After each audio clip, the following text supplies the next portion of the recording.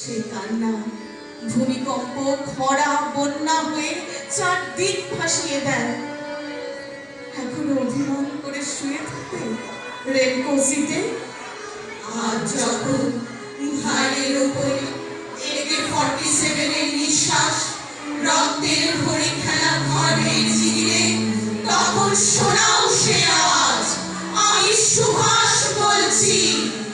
মেয়েটা দৌড়ে এসে বললে, মা মা দেখো উনি আসছেন। পাশের বাড়ির মেসোমশাই ডাকতেন খোলা জানালা দিয়ে, বৌমা বৌমা আমি বলিনি উনি ফিরে আসবে।